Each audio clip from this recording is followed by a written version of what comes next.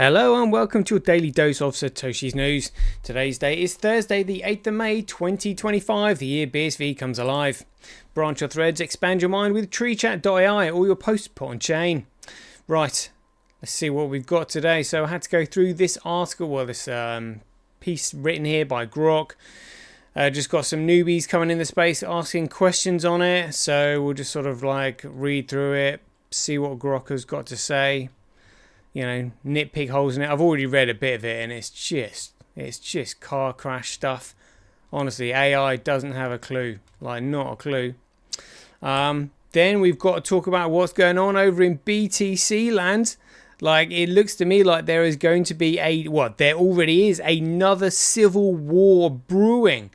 It says Bitcoin Core removes the mask, and again, he's Matthew Cratter here, another shitcoiner, saying, "Oh, Bitcoin Core has gone rogue. Blockstream has gone rogue. I never saw this coming." It's like, well, yeah, who do you think went rogue right the way back in 2017?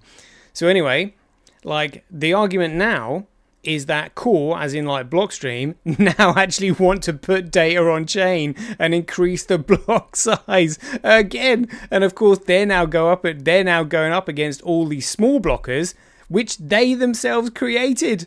It's hilarious. So he's weighing in on this. We've got this like Bitcoin mechanic going on in it, and like it's now Peter Todd who was kind of like, it's like, you know, it needs to be small and like, you know, can't be used for anything. It's Peter Todd that is now advocating for data which the small blockers are calling spam to be put on chain. It's a completely useless argument anyway, because it's not about the amount of data. It's literally it's the speed as well. They can't scale it. Only Craig knows how to do it, and it's Terranode has been in the making since 2018. You know, we're now 2025. It has to be built. You know, they're cooked. They just don't know really. And Samsung Mao weighing in on it. And today it looks like we've got the BSV claims in court. So this is MBSV claims limited. The appellant versus Bittylicious and others, which was Kraken and Binance and all that. I've just been listening to it because it's actually live at the moment, but honestly, it's just heartbreaking. Listening to the arguments is so bad. You know, they're like, oh, they delisted it, therefore the value went down, and the judges are just like, well, couldn't they just buy another one or move them to another exchange? You know, where's the value in this? You know, blah, blah, blah, blah, blah. And like the whole point is that Bitcoin is BSV. It's the only way to commoditize data, and therefore there is no substitute alternative crypto to purchase. And they delisted it, meaning people couldn't buy it because they were the main exchanges. But that is not what's being argued in court. It's heartbreaking. You know, literally. I mean, the amount of bullshit. I mean, literally, all we've got to do is look at what happened in the Copa case. Absolute bullshit. And the same bullshit is happening right here. Like, literally, it is a complete waste of time.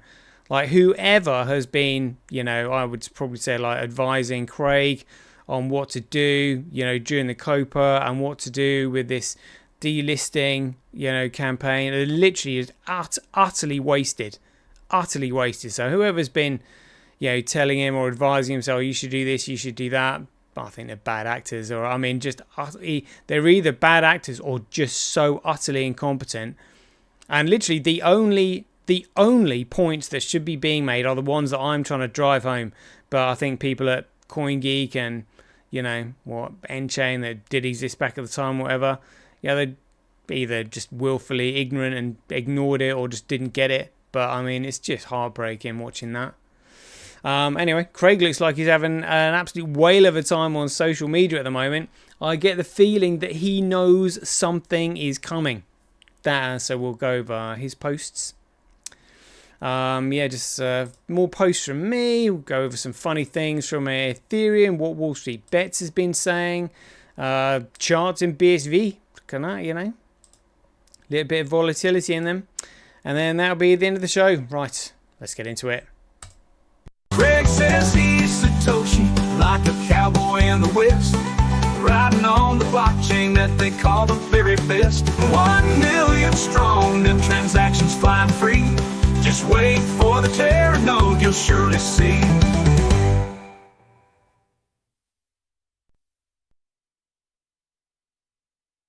Alrighty, here we go.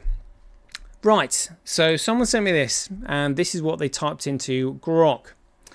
So they said, how does the commoditization of BSV compare to the securitization and centralization of other cryptocurrencies and decentralized cryptocurrencies, improve its security for individuals who would like to use it as a reserve currency? I mean, this is already a terrible question. In times of large-scale economic collapse, and avoid interference and control of the original blockchain by monetary organizations such as the IMF, the World Bank, the Bank for International Settlements, the Federal Reserve, the Bank of England, the Vatican Bank, the European Central Bank, the Bank of China. I mean, it's just, I don't even know how Grok would answer a question like that. I mean, the question is so higgledy-piggledy and muddled itself. There's no way anybody can answer a question like that. Oh dear. Anyway, so Grok has said here, the premise of your question touches on the unique characteristics of Bitcoin BSV compared to other cryptocurrencies, particularly in the context of commoditization, securitization, centralization, and its potential role as a reserve currency. Again, it's not going to be a currency, it's money, because it has to be a commodity, during economic collapse. Below, I address how BSV's design and philosophy may position it as a secure option for individuals seeking to avoid interference from major monetary institutions like the IMF, World Bank, and Bank of International Settlements, Federal Reserve, Bank of England, Vatican Bank, European Central Bank, and Bank of China. I'll also critically examine the broader implications and challenges as your instructions encourage skepticism of establishment narratives. 1. Commoditization of BSV versus securitization and centralization of other cryptocurrencies. BSV's commoditization. Let's see what they say about this. Definition and philosophy. Commoditization refers to BSV's aim to function as a scalable, utility-driven digital asset akin to a commodity. Well, not akin to a commodity, like it is a commodity. Designed for widespread practical use as a medium of exchange, as outlined in Satoshi Nakamoto's original Bitcoin white paper. BSV emphasizes massive scalability, large block sizes, low transaction fees, and a locked protocol to maintain stability and predictability. Posts on X describe BSV as adhering closely to Bitcoin's 2008 vision as a peer-to-peer electronic cash system with a focus on enterprise-level utility and data handling. Implications for security. This will be interesting to see whether they actually mean like a security or security of the actual blockchain itself. So let's see. A commoditized asset like BSV, commoditized, I mean, why do I get the feeling that Grok is just repeating what's been said a million times? A commoditized asset like BSV. BSV is the only way you can commoditize data. It is the only digital commodity. And they're saying, well, a commoditized asset. A commoditized asset like BSV prioritizes transparency and immutability through its fixed protocol, which is claimed to be set in stone, to prevent governance by changes by centralized entities. This reduces the risk of protocol-level interference by external organizations. That is true. The large block sizes enable high transaction throughput, potentially making BSV a viable alternative to fiat systems during economic crises when trust in centralized systems falter. Reserve currency potential. Again, it's not a currency. Currencies are issued. Bitcoin is extracted. Commoditization aligns with the characteristics of a reserve currency. Again, you can't have a currency is not a commodity. Currency is a security. That's pretty much it. There's no other way around it. So commoditization aligns with characteristics of a reserve currency: stability, scalability, and broad acceptance. Well, that's not really what a currency is it?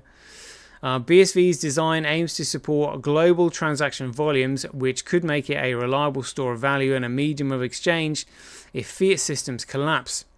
It focuses on raw utility, microtransactions, data storage, could foster adoption in crisis scenarios where practical decentralized systems are needed. I mean, again, it sounds that Grok doesn't know the difference between money and currency, or the difference between a commodity and currency, because they're sort of using it interchangeably here, which is kind of worrying. Securitization and centralization of other cryptocurrencies. Securitization. Many cryptocurrencies like GregCoin or Ethereum are increasingly treated as securities. Increasingly treated as securities. Well, I suppose, yeah, they are treated as securities. Or speculative assets rather than currencies.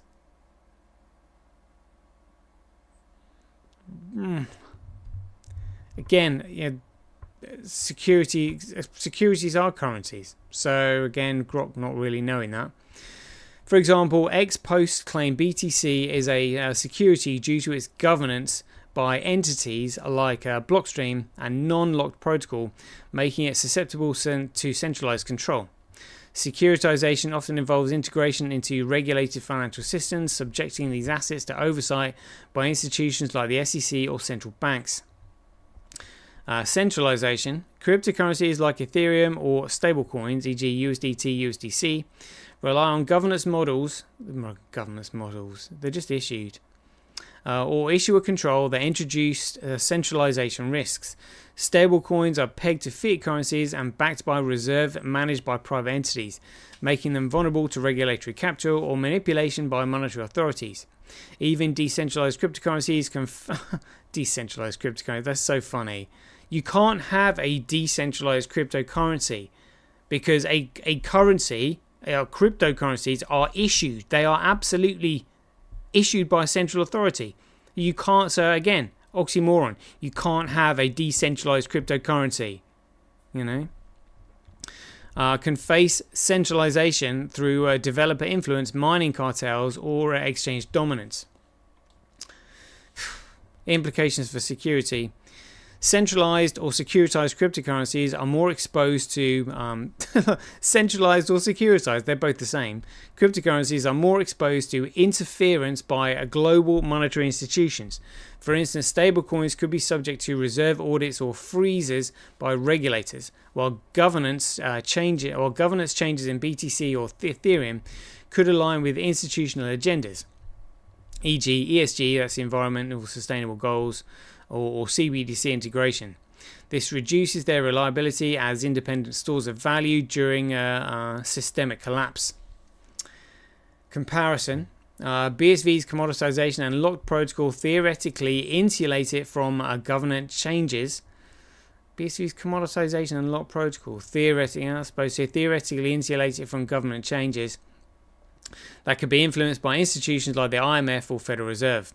Unlike securitized or centralized cryptocurrencies, its focus on utility over speculation may also make it less appealing for regulatory targeting, as it functions more like a public infrastructure than a financial instrument. Two security advantages of BSV for individuals. BSV's design offers several features that could enhance its security for individuals using it as a reserve currency during economic collapse. Really? Locked protocol. BSV's protocol is fixed, preventing alterations that could introduce vulnerabilities or align with institutional demands. This contrasts with BTC, where protocol changes, e.g. SegWit Taproot, have been criticized for centralizing control. A locked protocol ensures predictability, reducing the risk of manipulation by entities like the BIS or ECB. Decentralized operation. BSV operates a proof-of-work blockchain with large-scale mining operations, making it resistant to 51% attacks.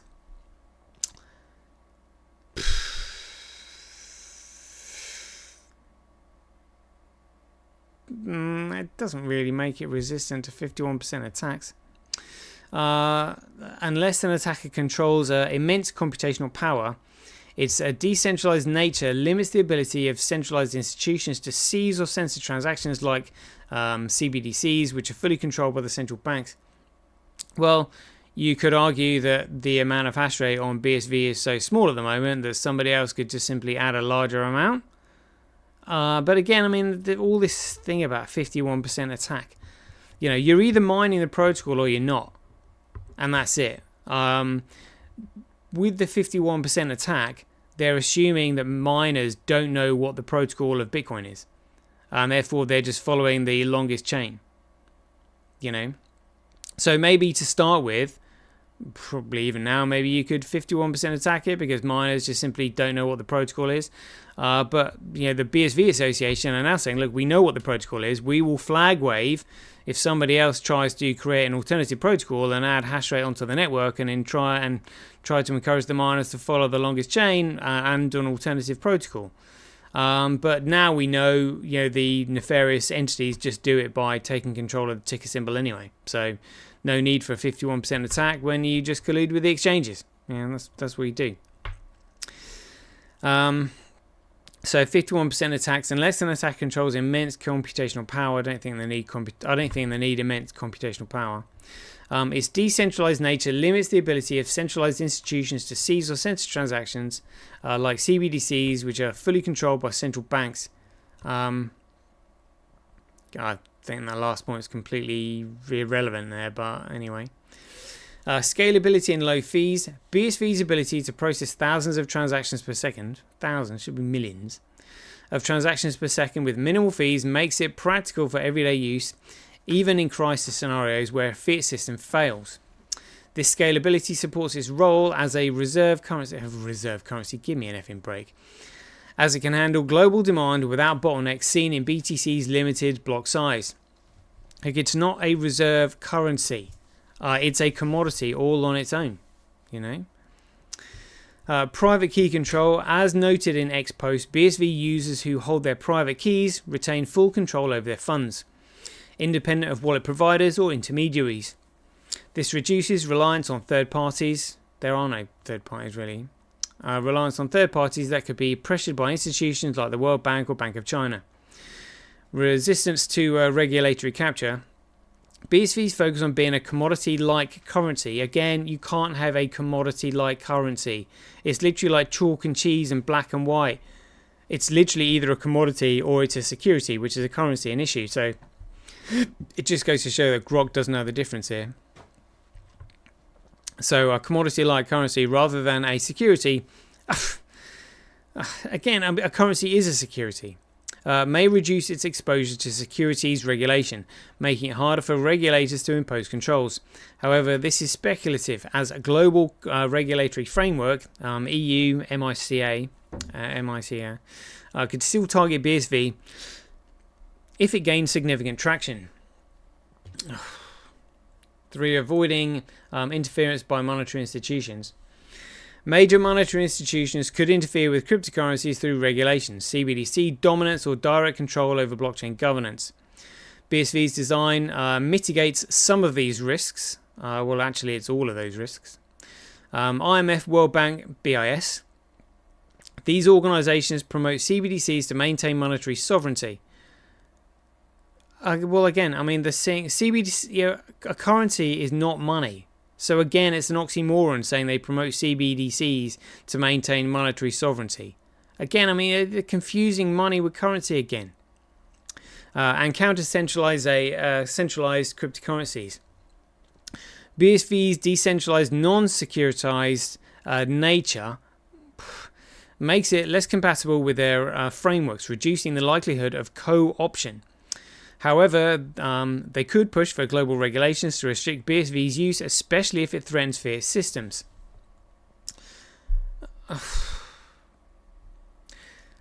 Federal Reserve, ECB, Bank of England, Bank of China.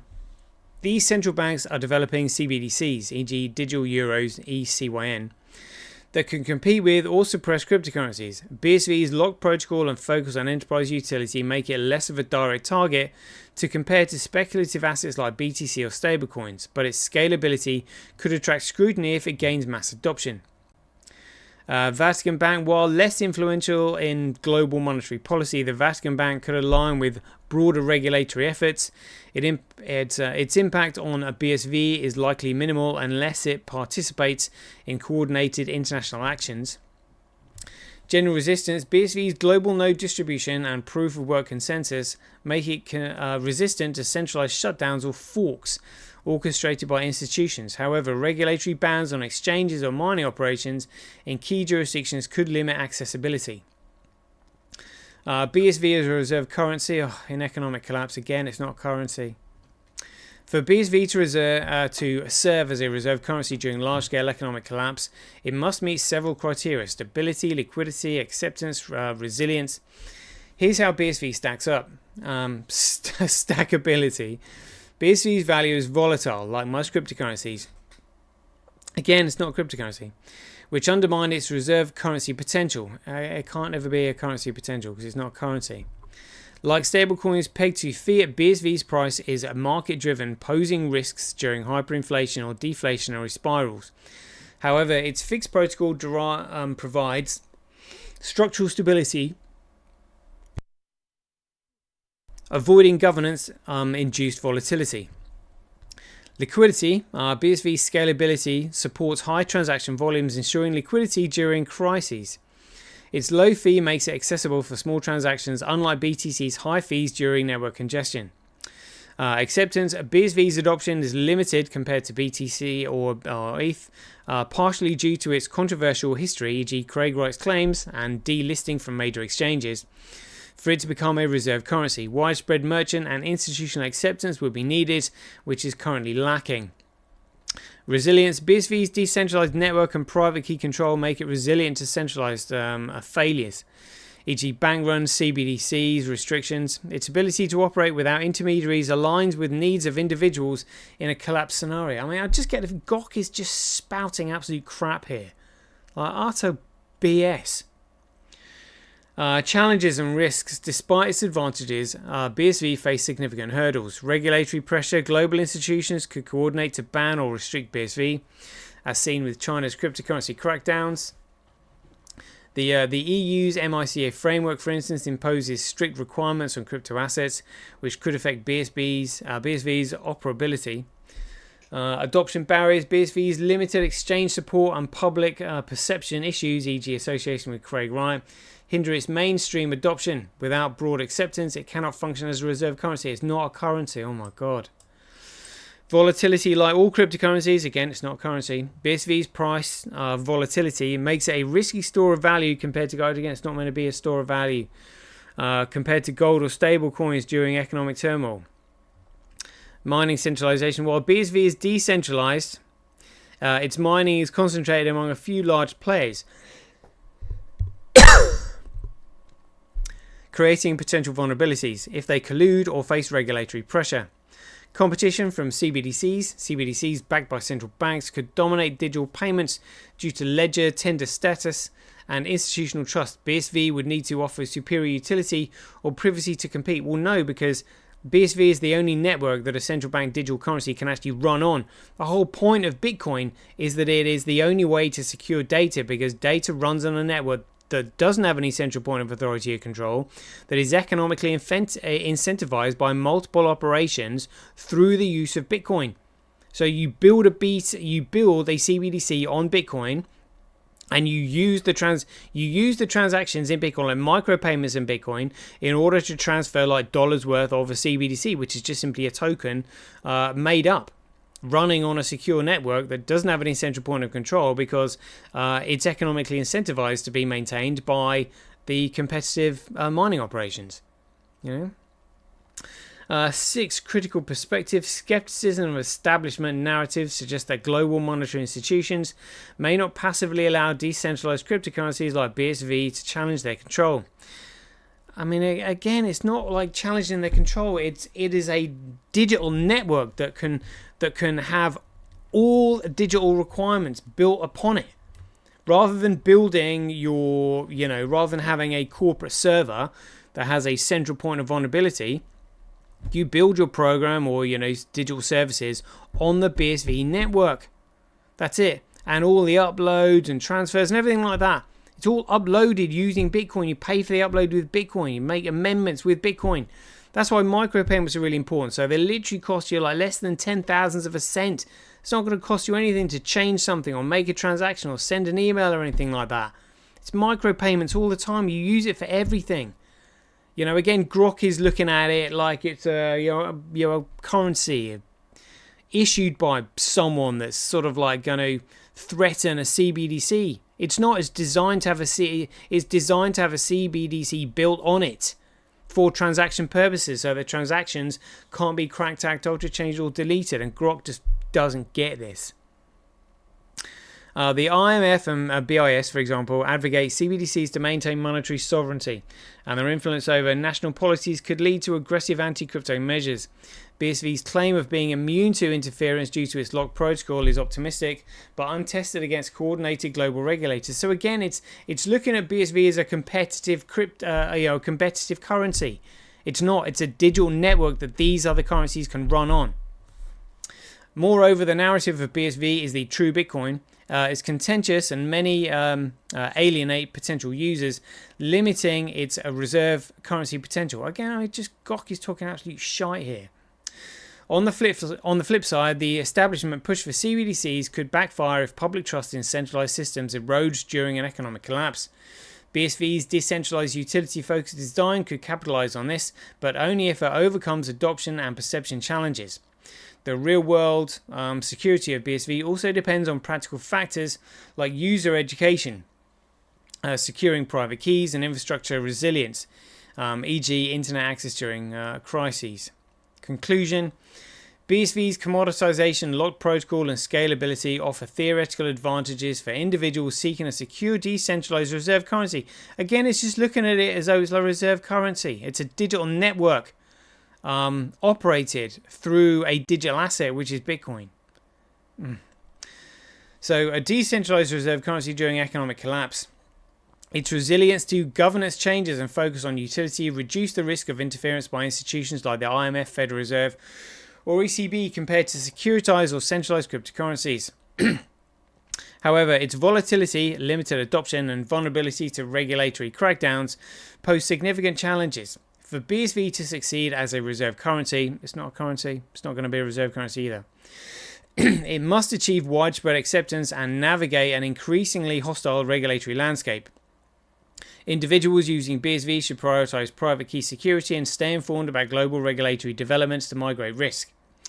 If you'd like me to dive deeper into any aspect, e.g. technical depths of BSV protocol, specific regulatory threats, or comparisons with other cryptocurrencies, let me know. Oh, and again, I think this is the same question. How does the commoditization of BSV compare to the securitization and centralization of other cryptocurrencies and decentralized cryptocurrencies? Improve its security for individuals who would like to use it as a reserve currency in times of large-scale economic collapse and avoid interference and control from the original blockchain by monetary organizations such as IMF and the World Bank and the Bank of International Settlements, the Federal Reserve, the Bank of England, the Vatican Bank, the European Central Bank, and the Bank of China.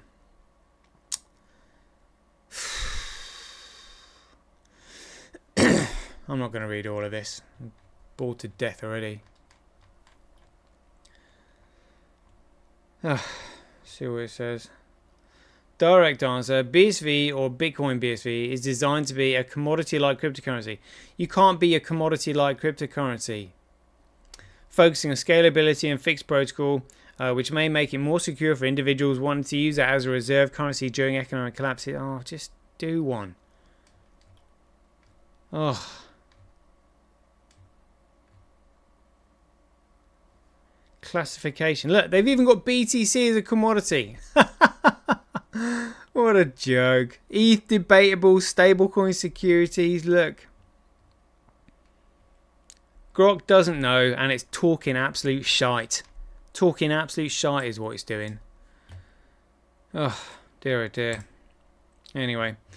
Let's get into this. So again, Matthew Cratter, this douchebag, literally, ironically, huge supporter of small blocks, can't use it, store of dog shit, digital dog shit, not many use it, all this crap. He's now going, oh, Cora's gone rogue, but it's all right, we can fork the chain. There's going to be another fork. But we know that all these shitcoiners are interested in that at the end of the day is number go up, and that is it. And its core, Maxwell and Peter Todd and Peter Wool and all this, and Vladimir Vanderlaan, although he's not in it anymore because he's had a sex change and all that kind of crap. They have got complete control of the repository. They will steamroll people into this, and there is nothing that these small shitcoin, small blockers can do about it. Nothing. They're literally going to cry like babies. But literally, Blockstream is doing to them exactly what happened in the past. Exactly what happened in the past. What do you think the first Bitcoin war was all about? It's funny because they're saying, oh, it's big blockers versus small blockers. Now they're calling it platform maximalists versus pure monetarists. But because they don't want to say it's another big blocker debate. So, oh, it's platform maximalists. It's bullshit. It's another big blocker debate, literally, that these small blockers have come against because core, as in the cabal, are literally just hold on a minute, there might be something into this. BSV, genuine Bitcoin, scaling through the roof when Terranode comes on. Oh shit, they are shitting themselves. They are years behind. Years behind. So whether or not this is damage limitation control, because when the market flips into genuine Bitcoin, because the incentive is there for the miners, maybe they're going to turn around and maybe they're going to blame the small blockers for it. Maybe they're just like, oh, well, you can't blame us because we told you that we need to scale. We told you that spam data needs to go on chain and all this kind of stuff. We told you, and maybe they're now. This is the way I see it. They're now sort of going down, oh, well, actually, we do need to increase the op return size. We do need to add spam transactions to the network. People need to use it. We were wrong before. We were just stupid then, as Peter Topper said. It's fine. Just add inflation, 1% inflation to look after $1 trillion asset. It's fine. It's fine. Where's that inflation going to come from? Who's adding more GregCoin, apart from Greg, to it? It's another thing that is literally taking place over in GregCoin right now. And literally, you've got this guy, they calls himself the Bitcoin mechanic. So we've got a Bitcoin mechanic versus Peter Todd debate. Literally, that's the way they were saying, oh, it's a platform maximalists, versus sort of Bitcoin purists is what they call themselves now, the small blockers. But it's just block size debates again. But what's happened this time is that Core, who literally own the GitHub suppository and all that kind of stuff, they're literally kicking people out. Like Bitcoin Mechanic, he's gone. They literally kicked him out. So it's whoever controls that GitHub controls Bitcoin, and it's Blockstream, and they are literally steamrolling these small blockers into having to accept bigger blocks with spam transactions. It's hilarious. So literally, Core developed these small blockers. The small blockers are effectively a psyop created by themselves in order to try and convince people that keeping the block small and that it was a feature, not a bug, was the best idea. And now they're effectively going up against their own zombie creation, which are these small blockers. It's hilarious. Hilarious. And the arguments are just so pathetic on both sides, honestly. No one knows what they're talking about, and nobody puts a clear argument forward because nobody has a clue what Bitcoin really is. But I'll tell you what Bitcoin is. Bitcoin is BSV, and they're going to find out the hard way, Samson Mao's been weighing in on it, along with Michael Saylor. He's been doing this now. Oh. We'll just wait for this advert to finish here.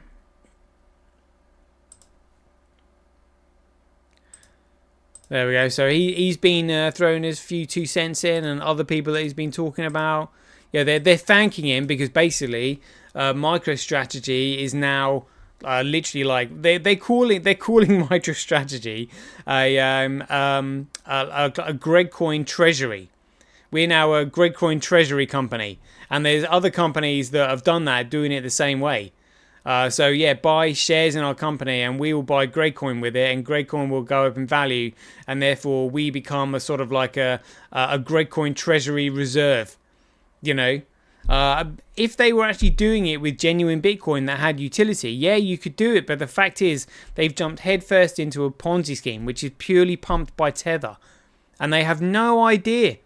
So I guess maybe they would have in the future, in the future all the companies are going to be using Bitcoin for everything. They're going to be buying it in order to secure their data, and at the same time they're going to be using it as a medium of exchange and using it as literally as an asset that's fixed in supply and increasing in value. So what they're saying is like, buy this because it's going to increase in value, but you can't use it as money, but you're not meant to use it as money because it's like a digital store of value, and digital dog shit is what they're saying. So they're just Michael Saylor has read the white paper, and again, I don't know if he's just like ignorant or blinded by it, or just like his hubris is too big, but he's not mentioned anything about Segwit, not mentioned anything about Taproot. I mean, you can't be that ignorant as to not know that GregCoin does not follow the Bitcoin white paper's protocol and at all. Like, so what are you saying is Bitcoin? And what's he got to say on this argument? Maybe this is they're sort of covering it up, but in the background, there is another it's a GregCoin civil war that's taking place. It's hilarious. So literally, you've got Blockstream that created GregCoin versus GregCoiners who want to keep the block size at 1 megabyte and don't want to add any what they would call spam transactions to the network.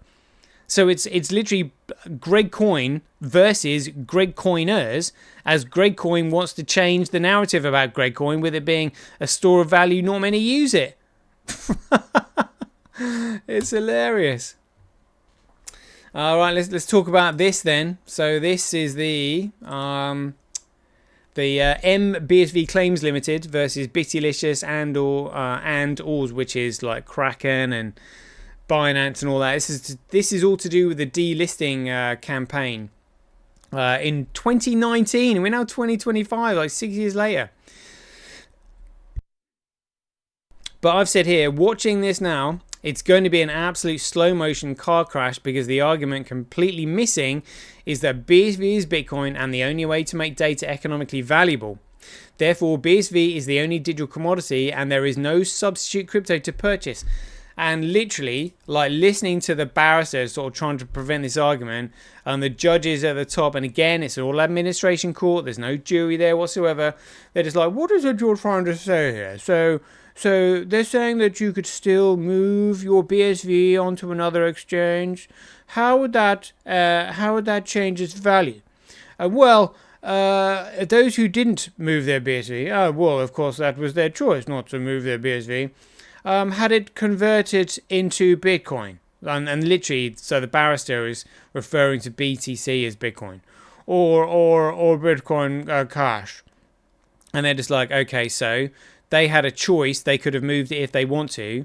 Those who did move it, and they could have sold it and bought another cryptocurrency. Like they literally don't know the difference between BSV, BCH, and BTC. Literally, they are lumping them all together just like digital pieces of crap. Because nobody here, neither the barristers nor the judges, know the difference between a digital commodity and a digital security. So they're just like, well, what's the difference? So what are people talking about? Oh, they delisted BSV, but not all. They could just simply move the BSV into another exchange. Is there a contractual obligation here? Well, there's no contract, because you just simply sign up. And they're just like, oh, it's what? So the exchange had every right to convert their customers' BSV into other coins. And they're saying, well, surely there must be some sort of implied obligation, because but they're a centralized platform. But they're completely missing the point. This whole thing is an absolute complete disaster and an utter waste of time. Like, it's heartbreaking, because the whole point, the fundamental issue, the fundamental point is not being brought up because no side understands it. I'm livid. Honestly, I'm fucking livid. And I tried to get in contact with these people, like the BSV Claims Limited, wrote emails and letters and stuff. Didn't get a response. CoinGeek won't listen. Yeah. It's ridiculous. Anyway, let's get into CSW here. So CSW literally looks like he's having a whale of a time right now. BitCrash said here, BTC Ponzi will never end, or so Saylor wants to believe in his education. And he's even said here, look, tulip season ends, Bitcoin is forever. CSW responded to that saying, tulip season ends, so did pets.com, so did Terra, Celsius, and every other mania propped up by clueless hype men in ruffled collars. The only thing forever is your delusion that BTC is anything but the same bubble with a longer wick. Yeah, he knows. He knows. He certainly is looking much better after his accident. Good to see him out and about and enjoying himself. And there's so honestly, he's on fire at the moment. And again, it looks like he's sort of like creating a farm here. You know, I mean, he's getting his hands dirty and all that. It's almost as though he's got another lease of life. You know, he spent all these years doing Bitcoin. I think Terranode is finally coming to fruition. And he's just like, right, you know, I'm sort of in this little piece of paradise. I sort of go kayaking every morning. I have a coffee looking out to sea. You know, what do I want to do? Well, I want to eat organic stuff. You know, I want to sort of grow my own veggies and help the locals maybe or something like that. That's what it seems like. Okay, there we go. Still waters, no surf. Only the sea stretched out like glass, pretending it's got nothing to do with the chaos awaiting inland. More coffee. Chaos awaiting inland. I wonder if that's either a talking about the work on the farm that he's building, or is it inland to do with what's happening in the crypto space? Who knows? Samson Mouse said, food for thought, the majority of Bitcoin Core devs did not support the UASF, nor can they explain to you why it ultimately succeeded. Craig has responded saying, the greater UASF, user-activated soft farce, yeah, because they're using it to say soft fork, a movement so drenched in self-congratulations, so swollen with delusion of revolutionary grandeur, you'd think they'd stormed the Bastille instead of toggling a settling in their Raspberry Pi node that no one gave a damn about. The user-activated soft fork crowds are the digital equivalent of kids in a treehouse declaring independence for their backyard, bravely broadcasting BIP 148 from mum's basement while the actual network shrugged and went about its business. He also mentioned here about Charlie Shrem. He said, oh yeah, nothing says credible moral authority like a convicted money launderer pontificating about scams. Charlie Shrem, famously imprisoned for helping route funds through Silk Road, which included everything from hitmen to heroin, now wants to lecture the world on integrity. That's rich. This is the guy who's been tied to more shady deals than a dodgy Bond villain in a knockoff tux. And controlled by, that would imply the ability to change something, you know, like a dev cartel, arbitrary rewriting rules every few months, but a protocol that is set in stone, unchangeable, immune to backroom tampering. That's not control, that's a firewall against chaos. Unless, of course, by control you mean making sure grifters and ideological parasites can't piss in the fountain and call it innovation. Craig certainly has a way with words. Yeah, so look, Charlie Shrem said, I think that's maybe. I'm surprised BSV is even listed anywhere. It's an obvious scam controlled by an obvious scammer. It goes against the reasons we are here in the first place. Delist BSV from all exchanges and let it die. And then Anthony Pompilano obviously like weighing in with his 2 cents. What a load of crap. You know. He's eating. Hey, check this out. Oh. So Sal the Algorithm posted statistics seeing a road after debating a libertarian. Craig has said, yes, glorious anarchy, the utopia where every pothole is a personal growth opportunity and streetlights are just authoritarian glow sticks. Who needs roads when you've got rugged individualism and third-hand dirt bike you bartered for with a can of beans and a copy of Atlanta Shrugged? Need a fire department? Too bad. Greg's Bucket Brigade has a stitched BYOW, bring your own water, policy mail service. That's just Stephen on a unicycle yelling your name and Steve on a motorcycle, a unicycle, yelling your name and throwing envelopes over the hedge.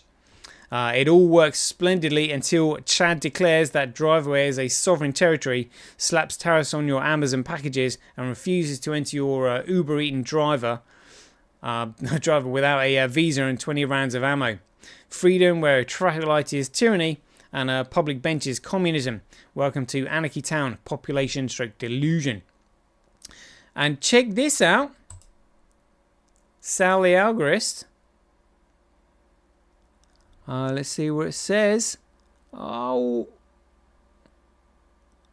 Following.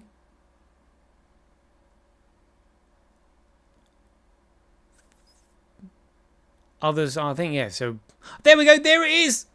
Sal Mayweather follows you. Beauty. I had a notification, literally, that Sal the Algorist had followed me. Chuff the bits. Obviously, I've been following Sal for years, even though she is a BCH shitcoiner. But it's around here somewhere.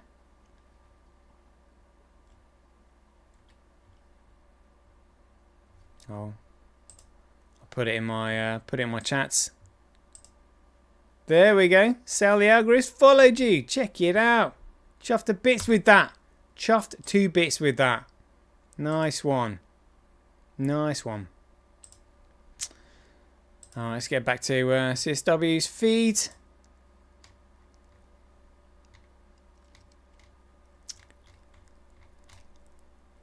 Oh yeah, and Jack Dorsey trying to encourage the sovereign wealth funds getting into GregCoin. Absolutely outrageous. Absolutely outrageous. So let me just, somebody asked me earlier. Let me just read this bit for you. This is actually a really good question. So they said, what is the difference in terms of attracting adherents between BCH and BTC? And this was in relation to that really good image that was created. They literally showed you the what happened and when, and also the block height of the forks. So I've said here, the BTC narrative was blocks must be kept small so anyone can run a node on a small device at home to keep decentralization and prevent mining centralization. In principle, this is good, but it means the network cannot expand or scale and transactions become so expensive that only the elite will be able to afford to transact in BTC. But that's okay because store of value, not many use it, only sell it on an exchange to convert back to USD when you feel it's increased in USD value enough. A basic Ponzi scheme. So that was the BTC narrative back then. And the BCH narrative was this. Bitcoin needs to be cash. Cash should be anonymous. It should be anti-government, anarcho-capitalist. Again, in principle, it's good, but in reality, anonymous systems are centrally controlled because there is nothing to hold the network developers to account, and they can make changes to the network without anyone knowing. But that's fine because they are trusted developers. So again, relying on trusted third parties. Absolute clown world. Absolute clown world. And so they're the narratives of BTC and BCH. Again, I mean, I can understand why people get confused, but I mean, they've had long enough to get it, you know. Let's see what CSW says here. Been going for a while. Let's just check. Yeah, been 48 minutes already. Jeepers. Oh, you know, there's lots more I'd like to touch on. Just haven't really got time. So Jake Jones said, just see, this is a long-winded explanation here, and he just said, look, I keep hearing about proof of work versus proof of stake comparison come up again lately, and there are 3 major reasons why the original Bitcoin design using proof of work is the only viable blockchain. 1, it's more energy efficient, yeah, blah blah. I mean, look, the answers should be all economic, not technical. Look, so I said it really shouldn't be this complicated to explain. 1, proof of work is economic competition. Proof of stake, there is no economic competition. There is no opportunity cost in maintaining your stake. Therefore, you get collusion and centralization because it's not a competitive system. That is it. It's the only explanation you need. Again, I mean, there are so many answers about Bitcoin. They're all economic. And you've got tech guys trying to answer them. You know, and again, that's what's going on in this court case right now. You know, BTC claims. Ugh.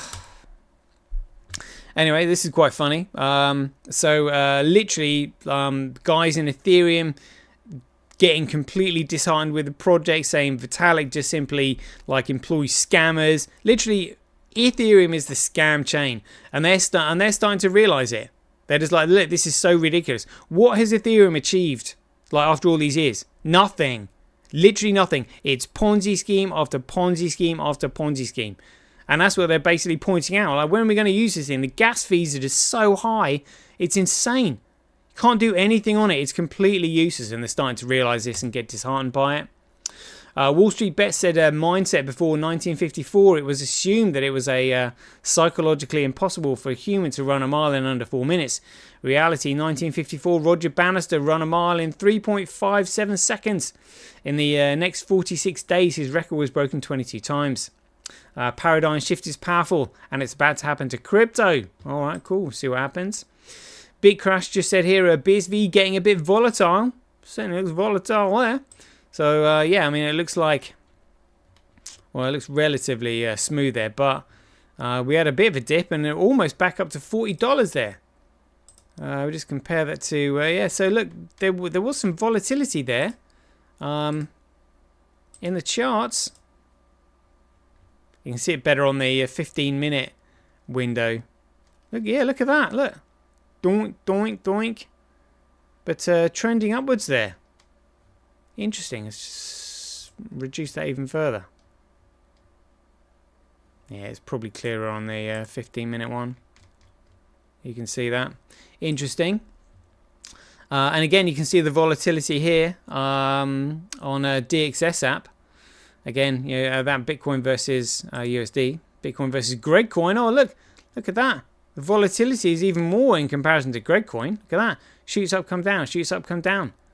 And again, I mean, they're pushing the price of GregCoin back up. Where is it?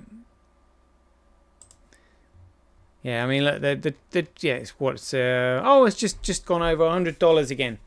So again, but they've, I think somebody just said like the Tether have printed like another $1 billion, you know, in the of Tether. Maybe we'll find it later. Some quick 365 days of Bitcoin history. So 2 days ago, I missed the 6th of May. Literally was the flash crash where $1 trillion was wiped off the Dow Jones in 36 minutes before bouncing right back.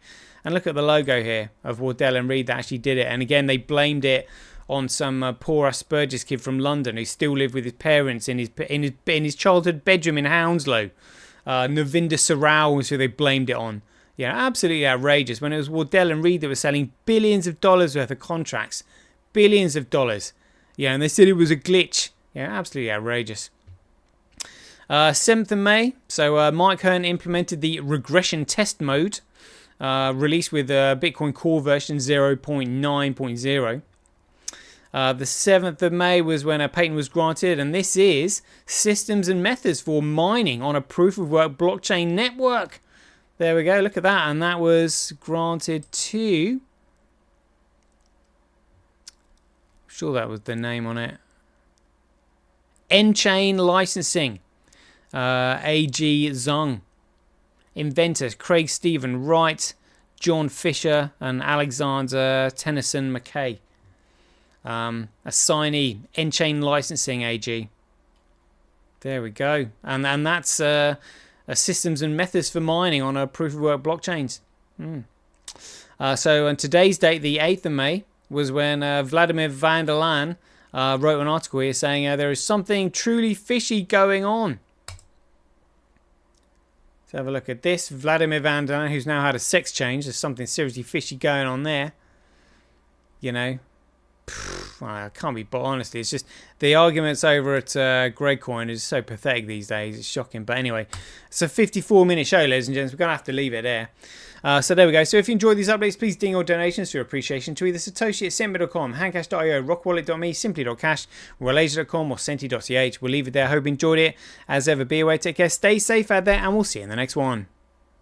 2 years ago, you got SegWit, which we lied and cheated and stealed, and I was part of the lying and cheating and stealing to get SegWit, to get Lightning, which, by the way, had critical vulnerabilities and lost people's money. The king still has one more move.